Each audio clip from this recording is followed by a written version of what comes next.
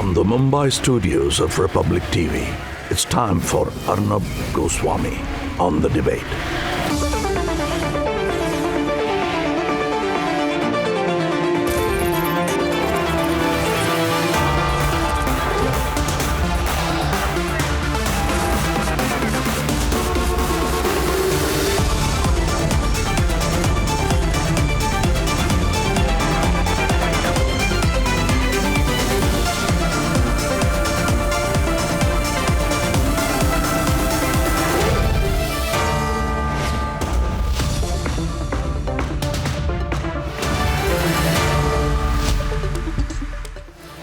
Good evening and welcome. Ladies and gentlemen, the Prime Minister has today spoken about a campaign to malign India. And he stated this in as many words. He's spoken of different tactics used to malign the image of India. Now let me state it more plainly the way I see it. The international arena has been the playground for elements in India who want to fight Modi politically and domestically. They want to fight him in India, but for them the playground is outside India. As a result, there is a political dividend to defaming India. By defaming India, Modi's most bitter critics are absolutely assured that they will effectively defame him, which means that the arrow is aimed at Narendra Modi, but through our nation. In other words, targeting the nation and projecting India negatively is seen to have guaranteed political dividends for lobbies who are squarely opposed to Narendra Modi. And of course the Prime Minister didn't say that today. Of course the Prime Minister isn't saying that today. But it is no accident that the maligning of India is a post-2014 phenomenon. My dear viewers, I want to say something to you today. This defaming of your nation, my nation, our nation, to score a political point does not happen anywhere else in the world, no other country. This happens only and only in India. And it happens predictably. It happens consistently. The Prime Minister has only put the focus on it. It's not for the Prime Minister to say this actually. It is for us to ask ourselves, can we rise above petty political fights and hashtag rise up for India? Viewers, I want you to make this a movement. Hashtag rise up for India. You tell us, viewers, the many ways in which we can hashtag rise up for India. I promise you today, and I'm saying this at this moment, I will dedicate this channel for the next rest of the month only to this campaign. Let's discuss ways in which we can hashtag rise up for India rather than bring India down. That should be our counter. I ask you viewers tonight, hashtag rise up for India. Can we rise up for India? Shouldn't we rise up for India? Won't we rise up for India? Ladies and gentlemen, I come to you with two big debates tonight. I have with me some fantastic voices. I have the one and only S. Gurumurthy, along with BK Jayanti Kriplani of the Brahma Kumaris, on the Prime Minister's call effectively to rise up for India. And ladies and gentlemen, following that, I have a debate on rise up for India, which I think needs to be our nationalistic counter to those who want to defame India. They want to defame India, we want to rise up for India. Ladies and gentlemen, at 10 o'clock tonight, at 10 o'clock this evening, a missing 17-year-old in Arunachal. But how does this prove that the PLA is in Indian territory? Debate number 2 tonight, that's at 10. And debate number 3. Is it not time to recognize Hindu phobia? Raised at the United Nations, debated on the channel this evening, and here are the headlines. This Thursday evening on The Debate Tonight.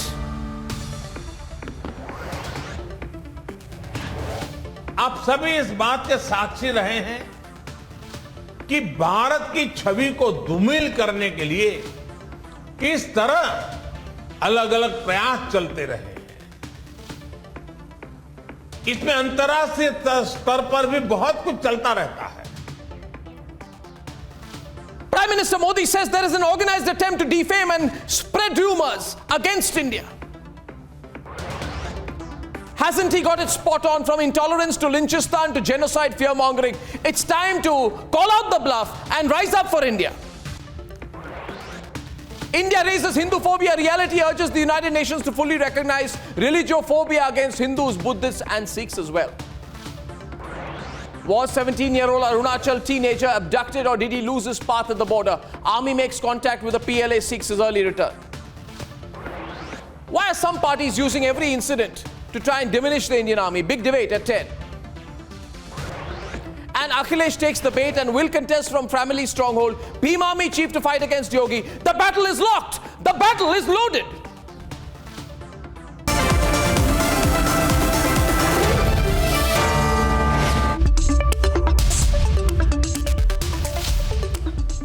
And ladies and gentlemen, in the last 7 years since Narendra Modi came to power, there has been a concerted campaign to attack him at any cost and with every issue. In the process of settling domestic political scores, some in India have ended up running down the country again and again. So today, when the Prime Minister says some are trying to malign India, he's spot on. We need to instead rise up for India. Let's debate. आप सभी इस बात के साक्षी रहे हैं कि भारत की छवि को धूमिल करने के लिए किस तरह अलग अलग प्रयास चलते रहे। You all have been witness to how different tactics are used to malign the image of India. A lot of the things are also happening at the international level. As we step into the 75th year of independence, Prime Minister Narendra Modi has raised a red flag over the attempts to malign India by a certain motivated group. और जब हम आजादी का अमृत महोत्सव मना रहे हैं, तो ये भी हमारा दायित्व है कि दुनिया भारत को सही रूप में जाने। ऐसी संस्थाएं जिनकी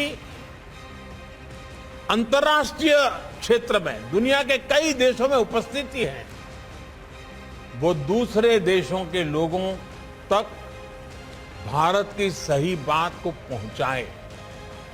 भारत के बारे में जो अफवाहें फैलाई जा रही हैं, उनकी सच्चाई वहां के लोगों को बताएं, उन्हें जागरूक करें।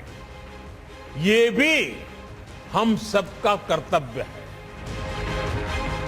What the Prime Minister said is of great importance and relevance, especially at a time when there has been a misinformation campaign in international and even certain national media outlets. For example, when selective comments are used to claim intolerance in India, when selective pictures of crematoriums are used to run down India's COVID battle, when there is an attempt to label India as Lynchistan, when an isolated Dharam Sansad is used to peddle a genocide narrative,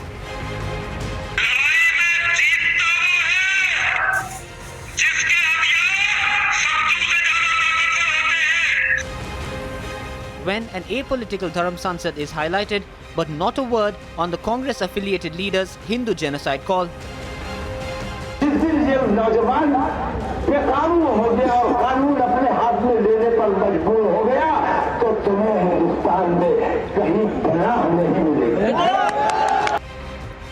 When few instances of vandalism were highlighted to say that Christianity is in threat, when certain media outlets claimed that India messed up on the vaccination target despite being the fastest vaccinating country in the world, and when international lobbies tried to spread lies on India-made Covaxin. Prime Minister Narendra Modi has always put nation first. Nation wants to know, वहां से जो यात्रा शुरू हुई, वहां से nation first का ये सफर कैसे तय हुआ है। बीते 5 वर्षों में पूरे देश ने इस ट्रांसफॉर्मेशन को देखा। Now, as we celebrate 75 years of independent India, we face a challenge to fight the global anti-India narrative. And at a time like this, the clarion call to rise up for India gains utmost importance.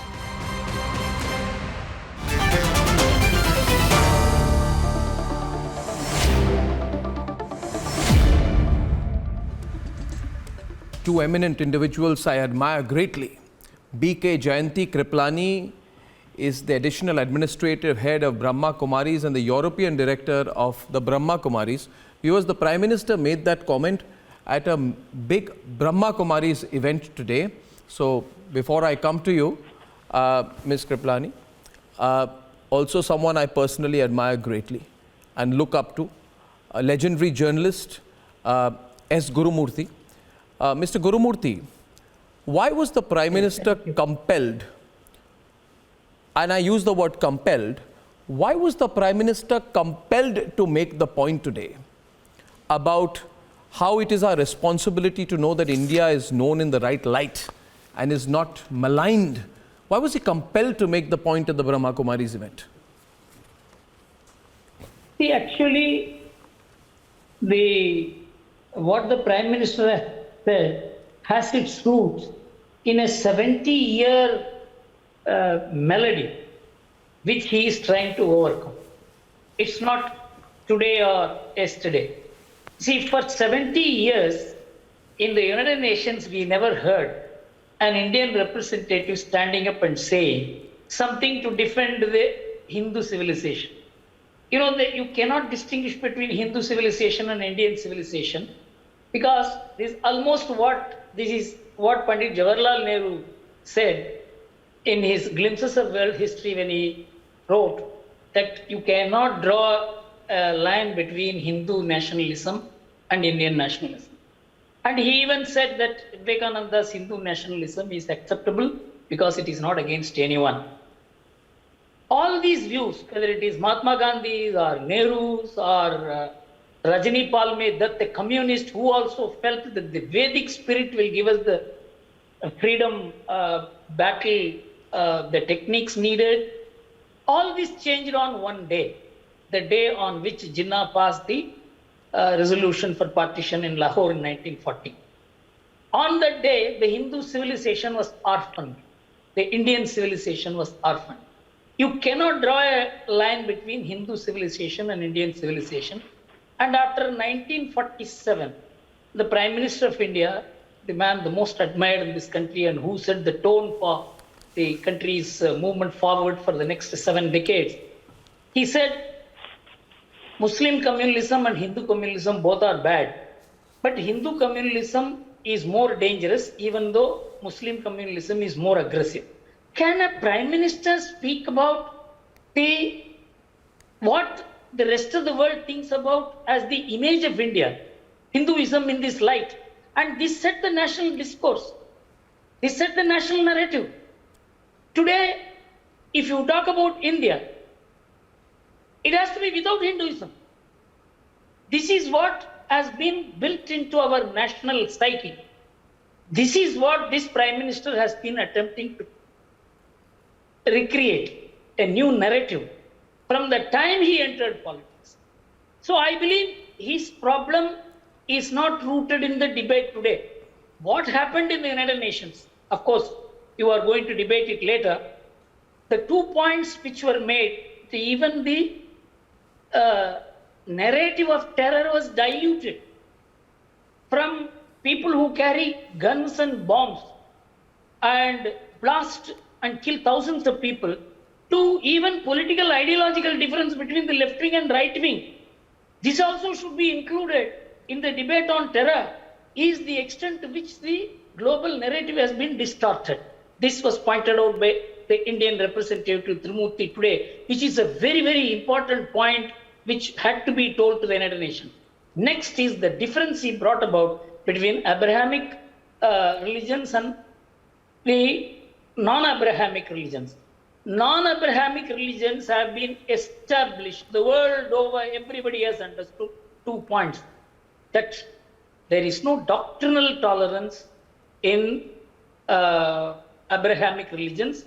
There is no doctrinal intolerance in non-Abrahamic religions. Now we are being charged with intolerance. Second, there is no fundamentalism in non-Abrahamic religions, and Abrahamic religions are uniquely fundamentalist. This is the globally accepted position by the fundamentalism project of the American Institute of Social Sciences. But this debate has not entered India, and the Nehruvian understanding that Hinduism is more dangerous. That is what is governing the national discourse. Yes. So the Prime Minister's battle is for the Hindu civilization, which cannot be de-linked from the Indian personality, the personality of India. I think so. When you are going to carry on the debate, yes, it has to be a much deeper debate. No, I completely agree with you. I agree with you, Mr. Gurumurthy. It cannot be a shallow debate. It cannot be a debate about, do you represent India more? Do I represent India more? Does the Congress or the BJP represent? No. It cannot be just a debate about some people are trying to run down India's global position. I think the debate should be over why people are trying to run down India's global position. And when you see articles, I think it's taking off from when you see articles that are appearing in some international media, especially after the Haridwar incident, they interchangeably, Mr. Gurumurthy, use Hindu extremists and Hindu nationalists. The Latvian media has said, I'll tell you one article I saw recently which said, Modi is India. Did Modi say it is my India? No. But they say Modi is India. Almost making it feel as if, say, Gurumurthy is part of Modi's India, but BK Jayanti is not. You know, this attempt at creating a Modi's India has entered a phase of genocidialism. The new phrase construct used, genocidialism, the most advanced stage of nationalism. Now, who made this conclusion? Who told us that we are in a genocidal state? This attempt to create this narrative that India is not the one of the world's top economies. We are not battling COVID at a level which is globally being respected. We are not building a first-rate infrastructure or a tremendously technologically proficient military force. But no, globally it's being said, India is a genocidal country. You would almost think as if you open the doors of your house in any Indian city, you would see rivers of blood. That's the impression being created. I think, therefore, what Modi is trying to say today, I'd like to go to BK Jayanti Kriplani. Jayanti ji, I think what Modi is trying to say today is, indirectly, and I began by saying this, you may have a problem with me, but don't make it a problem with India. I thought it was very opportune that he made this point at your event. I'd like to hear your views, please. Thank you very much. And yes, what I'd like to say is that there is a section of society across the world, not just that is against India, but that is against every politician that's in leadership position and also every nation.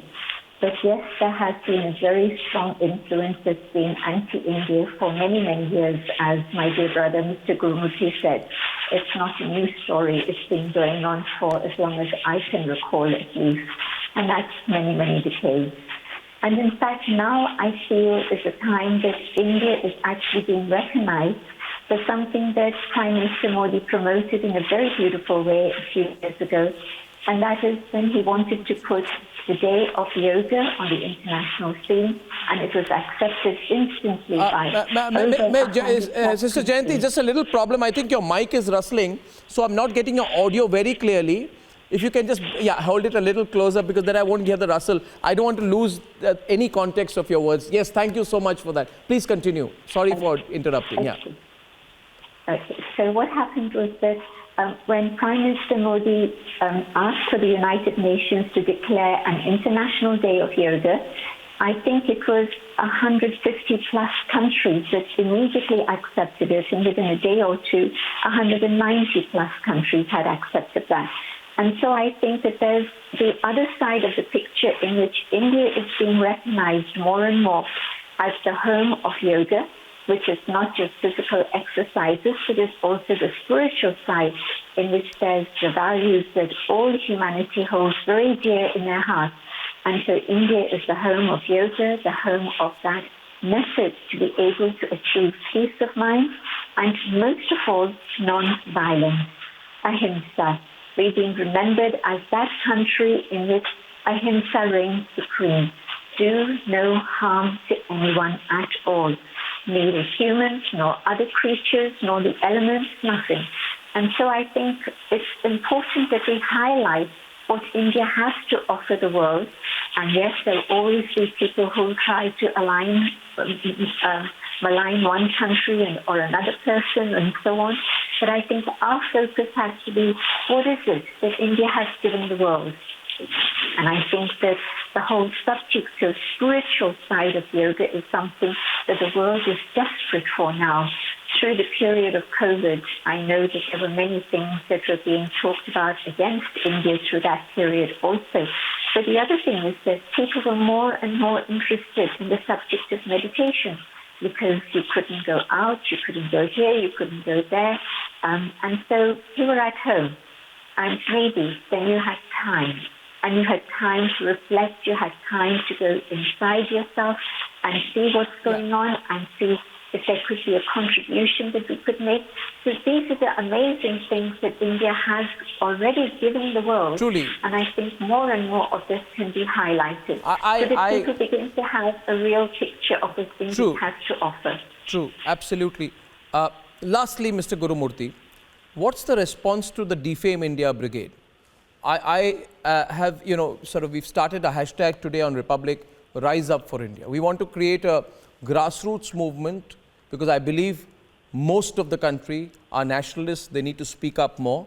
So we have a hashtag, Rise Up for India. What's the proper response to this? Because it can't just be about the Prime Minister making a point that will be seen politically. What can people do to take on this brigade? See, we have to get over the psychology which has been promoted after following the partition. It is the post-partition psychology which has set the mind of India. That as if the pre-partition thinking or what drove the freedom movement itself was the cause of partition. So we gave up Vande Mataram, we gave the idea of Hindu civilization, we gave up the idea of everything sacred about this country, and we clung on to one term, that is secularism. And I think that has not been fully representative of India, because India and Hinduism combined to produce positive secularism in India. So we have to now go back to the roots of the freedom movement, which originated in great thinkers like Mahatma Gandhi saying that it is the religious unity of India that is the fundamental unity of India. Mahatma Gandhi, Pandit Jawaharlal Nehru went to the extent of saying that Hindu nationalism and Indian nationalism cannot be separated. And this kind of thoughts have been virtually proscribed in the post-independent debate. Unless we revive it, we will not be able to define what is India. India is not territory. India has a 5,000-year history. It has a value system. It has the Supreme Court said the ethos of India, the way of life of India, and the culture of India constitute Hindutva. The Indian discourse has to internalize it. This is the image of India, and that is being run down here, and that is being trivialized here, and that is being demonized here. And how can you project a positive image about the country when the people who are ruling India are having the shade of Hindutva? The best way to defame them is to defame Hindutva and the Hindu civilization. We have to take it on frontally. Otherwise, we will not be able to set right the global understanding about India. I make a request to you both. As part of this movement, Sister Kripalani as well as Mr. Gurumurthy, I request you to send me a 1-minute video on the message of Rise Up for India. I will use the video of important intellectuals and influencers like you to promote this narrative in the country. And I thank you very much for speaking up today. I think the Prime Minister has sparked a debate. We need to make the spark bigger and have a strong discussion on it. Thank you so much, Sister Kripalani from London and Mr. Gurumurthy. Thank you very much. Thank you. Taking this forward, I say, rise up for India. Sanju Verma is on the debate, Pathikrit Pine, Mohammad Tausif Rahman and Royden Roach. You know, today we won't speak over each other, we're talking about the country. Rise up for India because vested narratives should not be allowed to define our nation. Rise up for India because sponsored propaganda, trash, cannot be allowed to tarnish our global standing. I've given 2 reasons why we should rise up for India. We are opening the debate right now. Sanju, 30 seconds to you on rising up for India, and then I'll hear a rebut. We take the debate forward. Sanju. Arnab, first and foremost, congratulations for that excellent hashtag, Rise Up for India. I just want to quickly say why we need to rise up for India and why we need to be proud as Indians. Forget about the fact whether we are Hindus, Muslims, Sikhs, Christians, Buddhists, Jains, what have you, that is immaterial. Today, India, Arnab, is the 3rd largest in terms of GDP, in terms of purchasing power parity. It's the world's 2nd largest smartphone market. Today, India is the world's 2nd largest two-wheeler manufacturer. Today, India is the world's 4th largest automobile manufacturer. Today, India is the world's 2nd largest steel manufacturer. Today, India is the world's 3rd largest electricity producer. Today, India is the world's 7th largest stock market in terms of capitalization. And one very interesting detail, in 1991, India had to ship 47 tons of gold to the Bank of England to raise a measly $405 million. And today, we have a proud forex kitty of over $640 billion. And consistently, we have either... So she has, I'm just interrupting you because I want to spark the debate. You have a number of examples, I know. I can also give a number of examples. I think the aim is there to run down India. I say, Tausif, I'm coming to you. I say that for one minute, Sanju, let's hear the other side. I say for every one person who speaks against India, there must be 1 million Indians who shut that person down. With facts.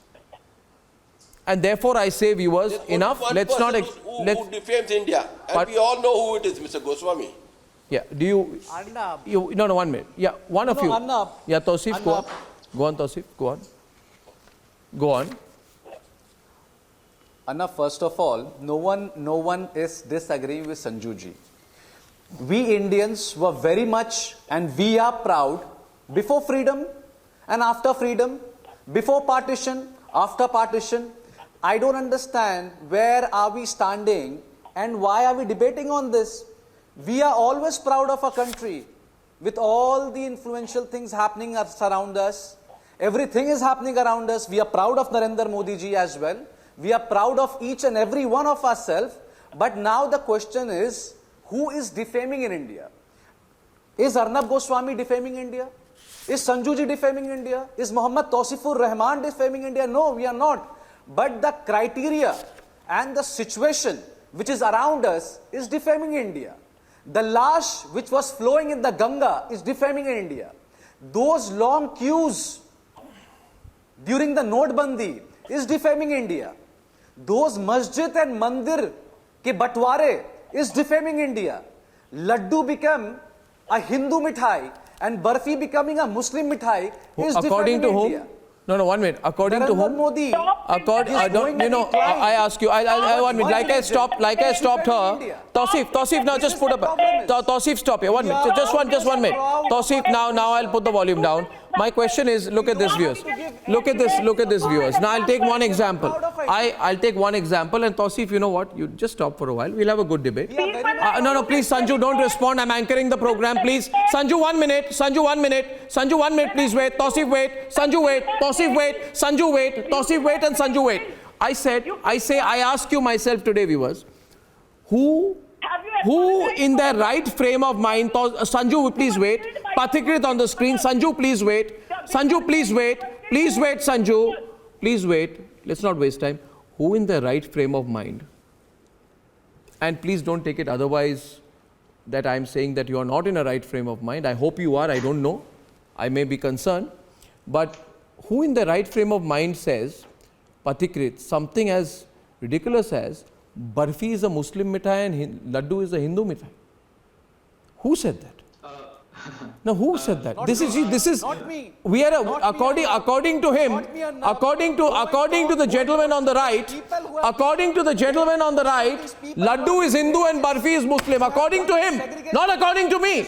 Response from Pathikrit. It is not me.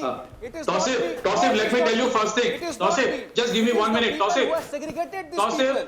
They have made orange a Hindu color. Let me say one thing. It is not me. Arnab, I am a practicing Hindu and I am a very big fan of biryani. You can't blame me to this. Tausif, I am a practicing Hindu and I am a very big fan of biryani. Okay, so let's you keep that. You are getting into a very parochial thing of it. Or not, look at the whole charade that has played, and the West has a role to it, and our people also have a role to it.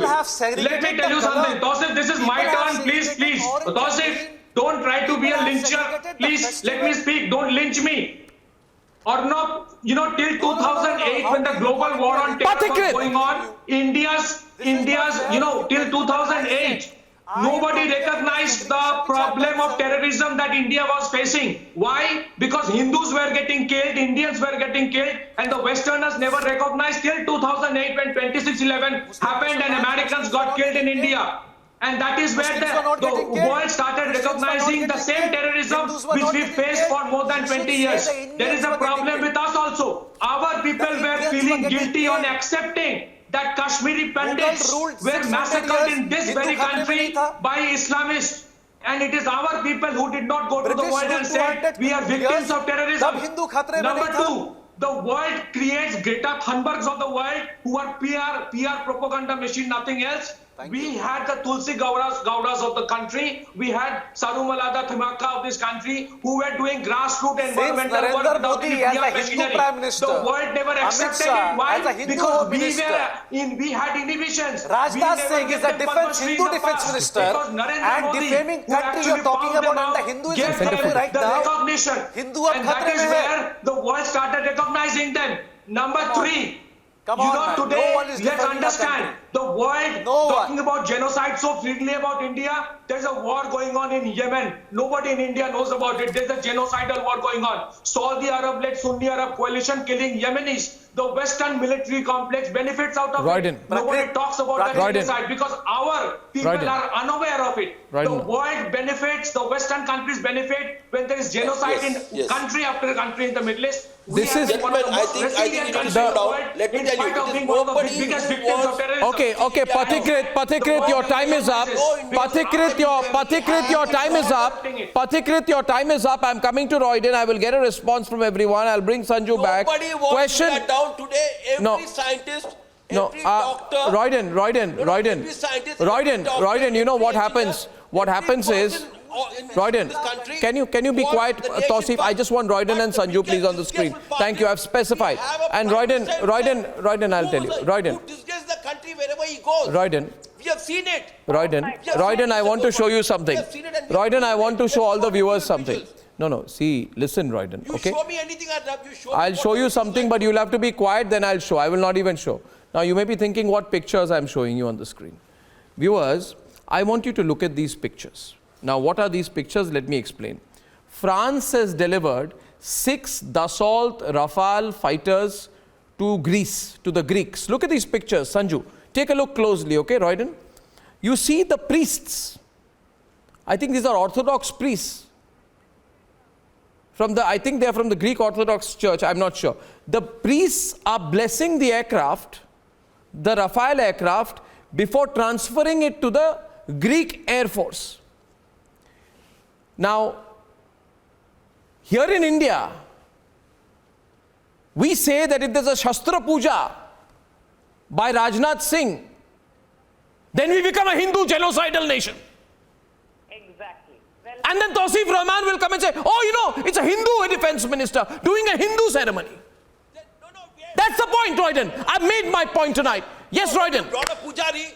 Where the peace and where the Maulana. Stop clapping for me. Stop clapping for me, first of all. Tourism. You say we are one of the best countries. Yes. I have only shown you some. Country. We are the best country. But the people over here, the BJP let us down. The hypocrisy. When you say the priests have blessed it, yes. I'm showing the pictures here. Arnab, may I please come in this man? No, you're getting stressed. Why were they not in? Why they were not in? Why were they The not in? pictures are very relevant, viewers. Thank you, Royden, Mr. Royden Roach and Ms. Sanju Verma. I am formally asking both of you. I am requesting you both. Mr. Roach, I understood. Will you stop getting further incensed, please? It's not necessary. It's not necessary. I am just requesting you. Thank you very much. Please, for the interest of the debate and for the viewers, I am making this request to you. It's a serious issue. You have registered a very strong response to that. I request Sanju not to take this forward and to go back because we have a bigger theme at hand to look at. I gave a set of pictures from Greece. I made a larger point. I began by saying, and I want to say this, Sanju and Francois Gauthier coming to you in a minute, this is not innocent criticism that is coming India's way. This is not some innocuous commentary about a country. I'm saying it, viewers, there is a strategized act to target India.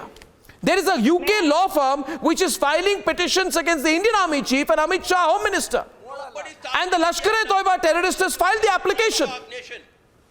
May I come in? May I please make my point, Arnab? Now can you answer? Sanju is on the debate. I'm coming to Francois next. Everyone calm down. Faders on the move. Thank you.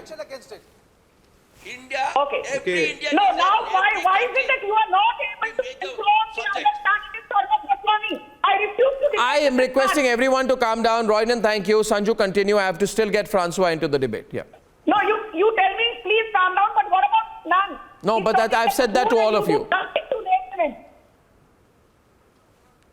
You encourage goons on the debate. Now, Sanju, you need to come back to the subject, Please, thank you. Yeah, so let me come back to Thank you, anyone now. No, I'll not have any more of this personal fight, please. We are going back to the issue. You call someone a goon, someone a cockroach, not necessary. Calm down. She has to stop it.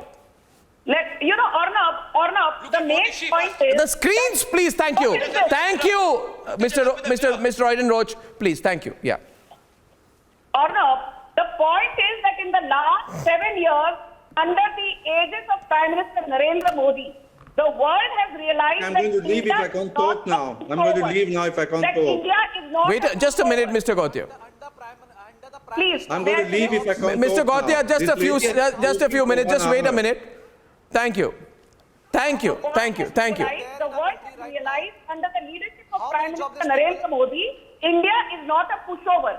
And I think that is what has rattled not external forces. Okay, now, okay, because truly I have made Mr. Gauthier also wait a long while, and Meeta is also on the debate. Mr. Gauthier, sorry for making you wait. Let's look at the larger point.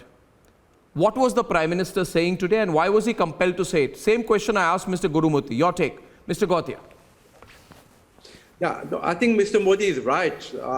There is a lot of demonizing of India. In my country, for instance, in France, the Indologists were, subsidized by the French government.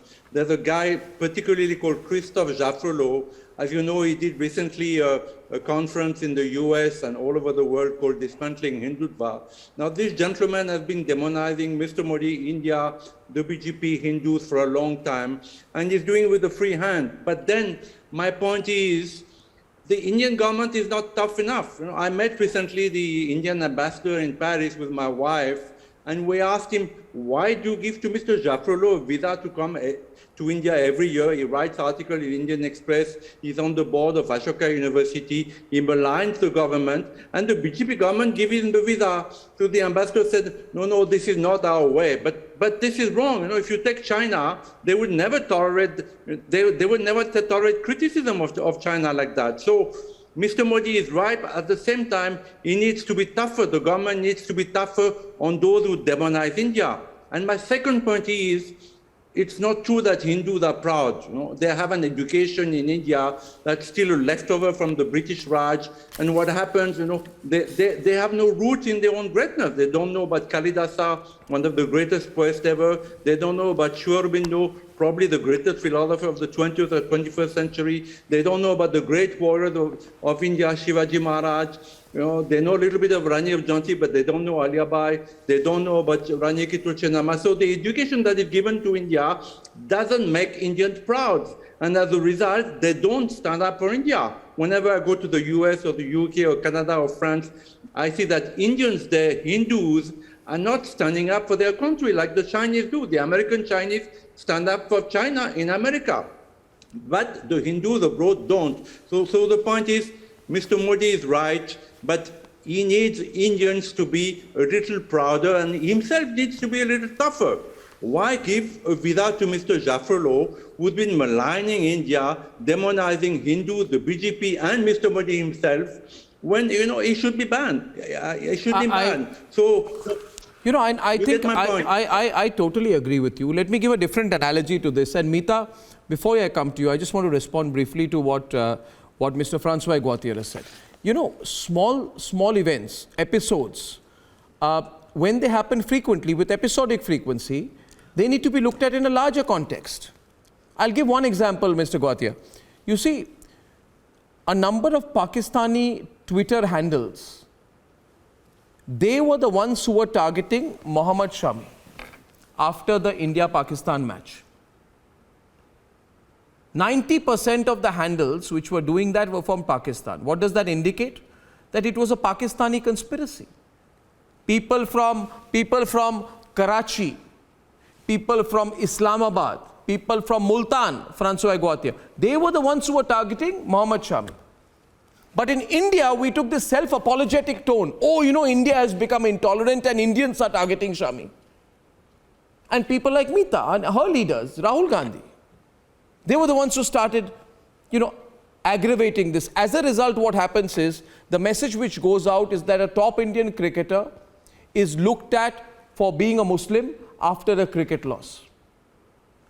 And what I'm saying to you, Meeta, is unless you understand that you are either victims or part of an external conspiracy when you do things like this, right? You will not be able to correct yourself. Do you acknowledge that? Can I comment now? So are you part of the conspiracy or are you a victim of the conspiracy?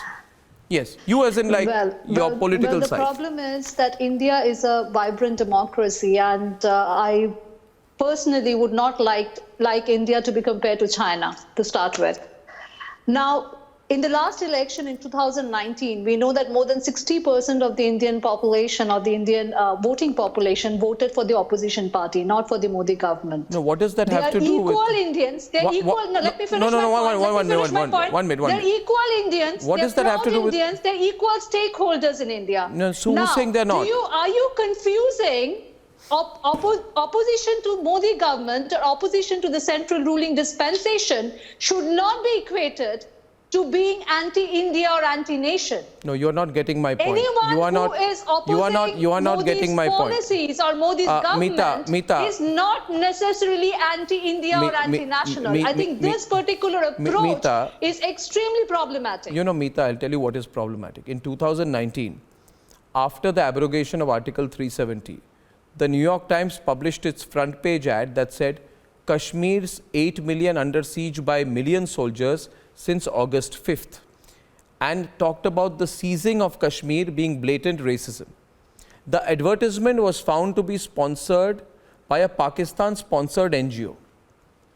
You, as in your party, the Vadra Congress, should have understood, and that's Indian the point. National Congress. Whatever, it's semantics. No, it's not the Vadra Congress, and the point is, I get Pratigrit on it. I say to you that I am talking about the country, not about a party. I'm saying that why wouldn't you understand? Why wouldn't you understand that in the process of having that little laugh and saying, see, Modi's India is being targeted. It's not Modi's India, it's our India. You are the ones who have stopped making you are looking at everything through that narrow political prism, and I'm requesting you change your stance. The country is rising up for India. Pathikrit, your understanding, or maybe you're not comprehending. Pathikrit. Arnab, look at today, the whole world is acknowledging the fact that India has administered 1.5 billion vaccine doses. The only people who are not acknowledging it in India are some of the opposition parties. Pathikrit. I would love to hear the Congress president and the Congress dynasty coming up and saying that they are proud that India had administered 1.5 billion vaccine doses, which is only second to China. I would love to hear that. Secondly, the manner in which this amplification of certain lynching happened and the way the lynching of Hindus was hidden, that is absolutely disgusting. The country which fought against terrorism so much, it was disgusting to see that Rahul Gandhi, Honorable Rahul Gandhi, actually supporting those who are talking about Bharat se tukre honge. We expect far better than this from Mr. Rahul Gandhi, who is the scion of one of the largest parties of the world and one of the oldest parties of the world. And that is where we have made a mistake. And this whole charade that Hindutva is different from Hinduism, and this Vyakti is different from Vyaktitva. I mean, he doesn't even understand anything. Followers. This is where the problem is. National Congress When definitely you talk about anything the Hindus do as superstition. Tausif, let me give you another example. Okay, Pathikrit, 1 minute. Pathikrit, let me give you another example. And I will constantly try. Even if I fail, I will keep trying. I'm bringing Francois Guatia back into the debate. And I'm getting him with Mohammad Tausif Rahman. I give you one example. You see, I'll tell you, Tausif, see, we can have differences. We should have differences. I will not agree with everything Francois says, but I'll give you an example. December 2021, there are headlines that the British MP Debbie Abrahams is staging protests against human rights abuses in Kashmir and the jailing of somebody. Now, Debbie Abrahams was found in July 2020 to have received 30 lakh rupees on a trip to Pakistan to highlight human rights abuses in Kashmir, and the person she was talking about was jailed for working as a Pakistani conduit. The point I'm trying to make is, first of all, let me give you, when I'm giving you examples, I won't stop it. I'm giving you specific examples you don't have an answer for. I'm saying understand the people targeting your country. Why is it so difficult for you? Why? Can I say something, Arnab? Yes, Francois. Yes, Francois. I'm asking, Arnab. If a UK the problem, Arnab. We need to stop this. Hello. But yes. Why are we getting this label? We are not getting labeled. You are trying to get us labeled. There's a world of difference between the two. We are not getting labeled. Francois is on the debate. Sanju, wait a minute. Just coming back to you. Yes, please, Francois. Francois, thank you. Yeah. Francois, 1 minute on the debate. We are getting this tagline. We are not getting any tag. Francois. Again, we come back to the being proud of being Indian. Some of the biggest traitors to India are Indians. From Pakistan or any damn country. And I'm saying tonight it's a last word, Sanju, getting Sanju and Meeta back for a second. I say it's a well-defined modus operandi. Do not look at every instance in isolation. Take a step back, see the pattern, and the modus operandi will become clear. That we have should not be equated to May I opposing please the come in, nation. Arnab? Being anti-central government is not to be equated to being anti-India. Thank you. 20 seconds. Response. Okay, I need to come in. Arnab, I did not interrupt. Now, I just need to make a few points.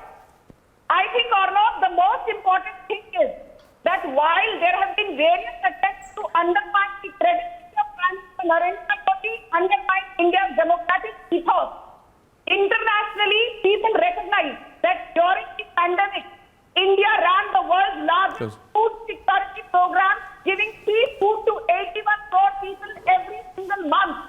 Today, India runs the world's largest healthcare program called Ayushman Bharat. Today, India runs the world's largest digital campaign called Bheem UPI.